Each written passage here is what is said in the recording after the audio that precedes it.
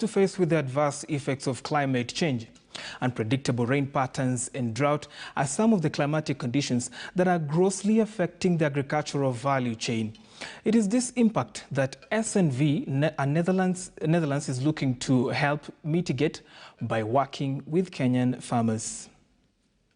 Climate change manifests itself in a couple of things, mostly erratic rainfall, temperature changes, and this interferes with the production of crops. It interferes with how you can store it and so forth. We have to institute measures in crop production, in agricultural value chains, which reduce the effects of the change in climate. Okay, they either mitigate, reduce the effects, or adopt, because there are some measures that whatever you do, you can never change the effect. And so when it comes to measures that we do on the project, earlier on in the project we did what we call a climate risk assessment.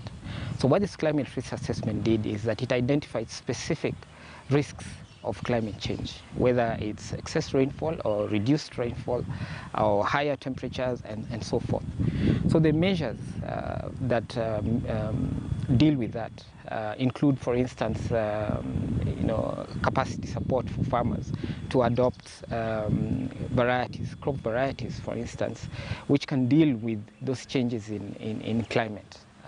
In the sorghum sector, for instance, our climate risk assessment indicated that, interestingly, higher temperatures are conducive for sorghum. So areas that would not have ideally been good for sorghum, we approach it in a way in which farmers will make decisions on the basis of their understanding of the situation. And it's something we often forget, as agricultural development officers. We forget that farmers are rational. If you give them the choices with clear results from these choices, then they will adopt new varieties. They will adopt fertilizers as long as they know the increased yield will result in increased income, because they'll know where they're going to sell their commodities.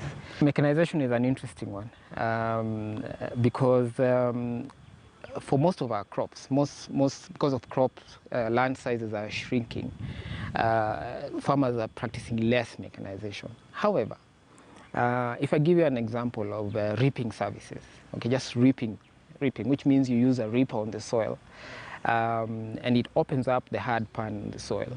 What happens is even the little rain that falls percolates into the soil, and if you plant where you've reaped the soil, the roots of the crop are able to actually go deeper into the soil and tap into that moisture which ordinarily would have run off. So you can only reap using mechanization. Okay, so that's on the production side. On the other side is for service handling. Just using this small thresher, a thresher will reduce your loss. Okay, because when you hit your crop to thresh it, you lose. But if you use a mechanical thresher, it's programmed nicely. It's designed so that you get the most out of your crop. And with that, I think we deserve a short break, but when we come back, we're going to have a conversation with Dr. Fred Mugambi, who is a commissioner